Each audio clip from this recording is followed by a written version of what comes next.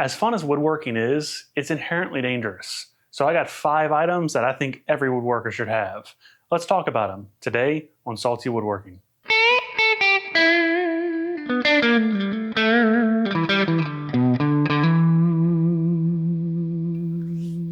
Now I got 5 safety items we're going to go over today, but stick around to the end because I got a bonus that you probably didn't really think was a safety issue.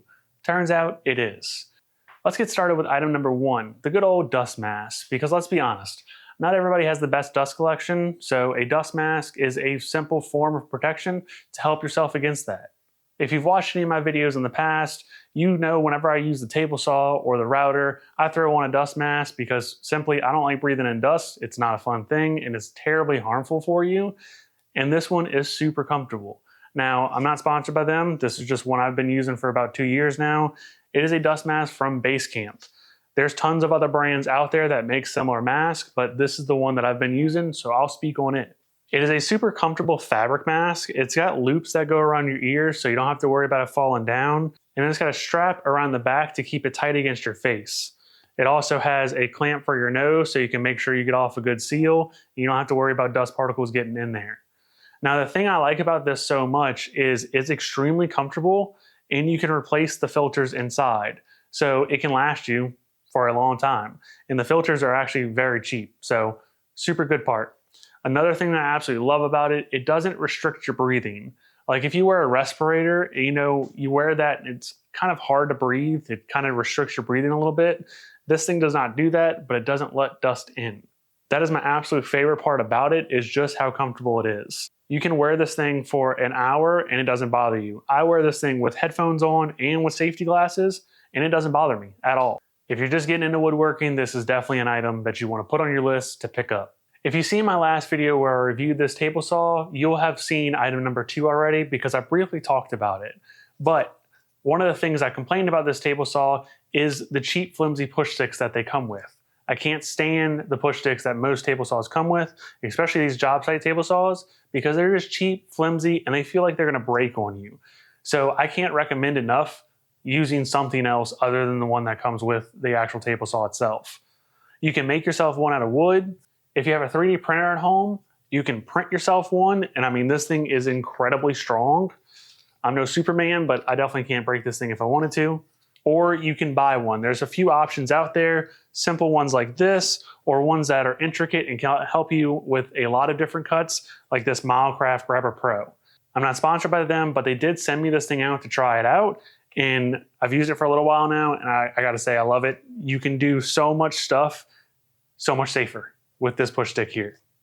If you're super new to woodworking, you might be wondering why you even need a push stick, but let's be honest, most of us that use a table saw for the first time, it scares the crap out of us. Now, that was me at least. I still am terrified by the table saw. Out of any tool in the shop, the table saw is the scariest one to me. Reason being, things can go south quick and you can easily lose a finger. If you see those people in other countries that get their hands super close to the blades and then you notice that they're missing a few fingers, that's why you want to use a push stick. If you have a proper push stick, you never have to worry about putting your hands close to the blade because you can use said push block to make safe cuts and you never have to worry about it. Sometimes it could be a little bit more pain because you're having to set up the cut a little bit more, but I promise you it's worth it. This push block from Milecraft actually has a little L bracket on the edge here that you can push down so it's level with your table saw. That way you don't have to worry about the push block accidentally knocking over or anything like that. It also has a guide on the edge that will catch the back so you can ensure you're putting pressure on the back of your cut the whole time pushing it through the saw. It's definitely worth it having one that you can set up like this because there's so many versatile options on how you can use it. It's not perfect by any means. Everything has room for improvement, but this is something that I definitely recommend spending a little bit of money on and getting for the shop, especially if you're new to woodworking, because it'll make the table saw feel a whole lot less scary. I promise you on that because it helps me out a ton. Now, item number 3 is something that's extremely common, but I'll be honest, I forget to wear them a lot. Safety glasses. Now, you guys definitely let me know when I forget to wear them because I get comment after comment, let me know to wear safety glasses. And they are extremely important because all it takes is one little shard of wood to pop off, go in your eye, You're going to have to get surgery or something to try to get that out and, hopefully not cause any damage. I've went through tons of different kinds of safety glasses, just from like little bitty cheap ones that you can get from Lowe's to Shop Shades by John Malecki, which of course I'm not sponsored by him by any means. That'd be sick. But I gotta say, these are the most comfortable safety glasses I have ever worn in my life. And I'm super mad at myself because I put them in a container when I was doing a job not from my house and actually scratched the lenses all up. So they're kind of miserable to wear now, but they're the most comfortable safety glasses I've ever worn, especially if you wear over-the-ear headphones and a mask. You can wear these things all day. I know it sounds like a sponsored ad. I promise it's not. They're not cheap, but they're worth the money. But cheaper glasses do also work. Just if you're taking woodworking serious and you're doing it, you're in the shop for a while, you want something that you can wear that's safe and that's comfortable. Because if it's not comfortable, you're not going to wear it. I've noticed that with so many different things, and actually the next item we'll talk about, it's a huge one that I've noticed. If it's not comfortable, I don't want to do it because it just feels like it hinders the experience of woodworking. And if it's a hobby or if you're doing it for money, whatever, it's a quick way to make it unenjoyable if it's uncomfortable. A good, high quality pair of safety glasses is definitely something you want to invest in your shop. Now, if you made it this far in the video, I just want to tell you to drop a sub on the channel if you can and like this video. It goes a lot farther than you think and helps push these videos out to the rest of the people that haven't seen them. Now, I just want to mention I do have all of the links for the items in this video in the description. I do make a small commission if you use those links at no extra cost to you. It just helps keep the channel pushing forward. Now, let's move on to item number 4.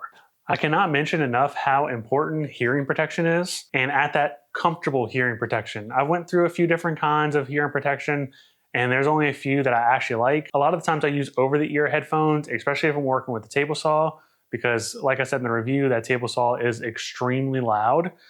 But these are the 3M Work Tunes. They're only like 50, 60 bucks, somewhere in that neighborhood. You'll see it in the link. But the thing I like about them, they're Bluetooth. So you can listen to music while you work. Some people have stuff to say about that because you can't hear the tools as well. Whatever. I listen to music almost the entire time I'm doing any kind of woodworking unless I'm filming and I need to talk. But I absolutely love these because they're comfortable. They have a gel ear muff, so you don't have to worry about sweating whenever you're wearing them. And they're comfortable. The only downside I don't like about these is it's kind of the main thing with any of the over-the-ear headphones, but they clamp tight onto your head. So after you wear them for like an hour or so, you want to take them off and give your head a break, because if not, I've dealt with headaches with wearing them for too long. Another one that's super popular, and I'm sure you might have heard of them before if you've been on YouTube for a while, is IsoTunes.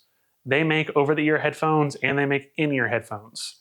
Now, these are their in-ear headphones. I think they're the Awares or something like that. I forgot exactly which ones they are. I've had them for a little over a year now. Now, these are actual hearing protection. They're kind of more like earplugs than anything, but they're Bluetooth, so you can listen to music while you're working. I like these. They sound pretty decent too for being hearing protection, but I've had issues with them falling out. Now, I actually emailed the company and talked to them about it, and I didn't know. They actually have a cam lock function, which you can see here. They're supposed to lock into your earlobe, but to be honest with you, I haven't really been able to make that work. It helps a little bit, but I've noticed with a lot of fast moving, they still fall out my ears. So that's mainly why I stick to over-the-ear headphones. And also most of the time, over-the-ear headphones, the sound quality is a little bit better. I like music, I like sound, so sound quality is kind of important to me. Hearing protection is definitely one of the most important items in the shop, along with the rest of the stuff I'm going over in this video. But hearing protection is definitely up there. Spend money on something that's comfortable, that you're not going to mind wearing. Because truthfully, anytime I'm in the shop, even if I don't need them, I have them on just because I like listening to music and it's protecting my ears at the same time. So if I quickly turn on a saw or something, I don't have to worry about my ears. They're already protected and we're good to go. But let's move on to item number 5.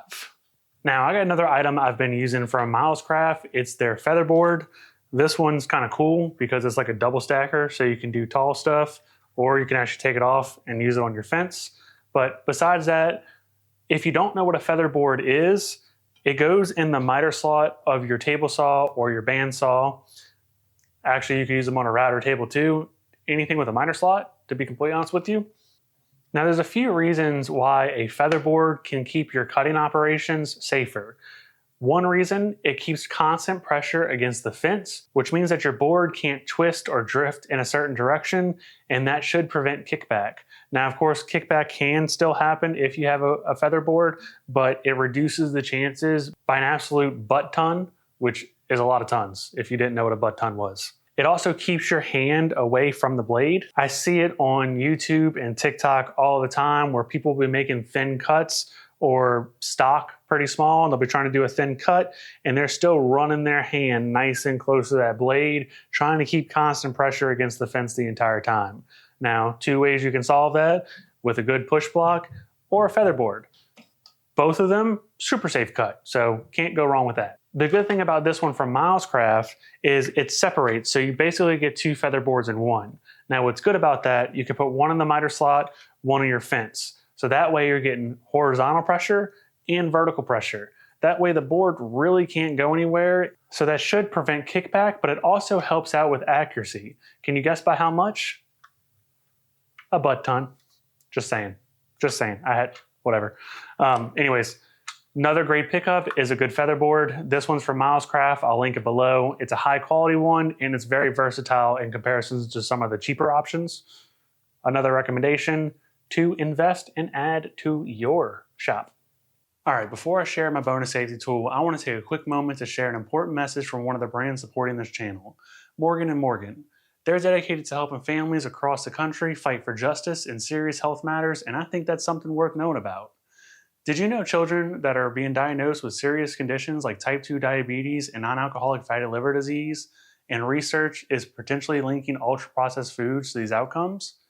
Morgan & Morgan is stepping in to fight to hold food companies accountable. With decades of experience fighting large corporations, Morgan & Morgan is ready to stand up for families who deserve justice. If your child under 21 has been diagnosed with type 2 diabetes or fatty liver disease, hit the link in my bio to learn more. It only takes a few minutes to see if you have a case, and you can do it all from your phone.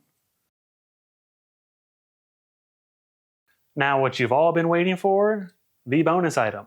We're going to go over the thin Rip Jig. This can be a safety item. In my opinion, it's a safety item. Some people would just call it like an assisting tool or something like that. But this is another item for the table saw that makes your table saw cuts safer. You could also use this on a bandsaw. Could also use it on anything that has a miter slot. But it's most commonly used on a table saw. Now, one thing about a thin Rip Jig, most of the time with your table saw, you want to have a zero clearance base plate. Reason being, if you're making thin strips, that thin piece of wood can fall in the bigger slot that is on your table saw, which can then get caught by the blade and get thrown back at you. I guess a bonus is a zero clearance plate for your table saw. Why not? Let's throw that in there too.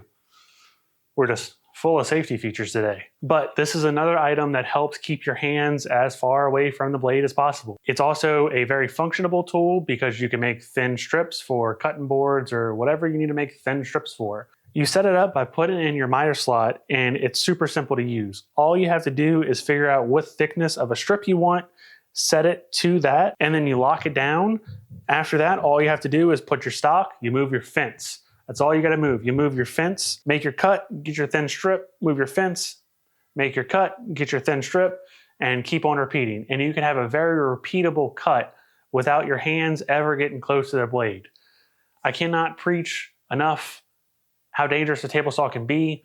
Please don't put your hands close to the blade if you don't have to. With those things being said, I think this is also a great item to invest in for your shop. They're not too expensive. You can get them on Amazon, Rockler, all the websites you could find. You can get one of these, and they're functional, and they're also a safety item. Another recommendation for you to invest in your shop. All right, well, that's all I got for you today. I hope you guys learned something, and I hope you can be a little bit safer in the shop if you do get these items. Like I said, they're linked below. Definitely check out the description, and you can pick up all these items. If you like videos like this, please let me know. As of right now, I'm completely redoing my shop, so I'm kind of taking a break on builds, but I still want to upload videos, so I figured I got a bunch of tools in the shop. Why not make some reviews or make some tip videos like this? If you have any recommendations for videos that you would like to see me make, drop a comment below and let me know. But as always, get in your shop, build something, and stay salty.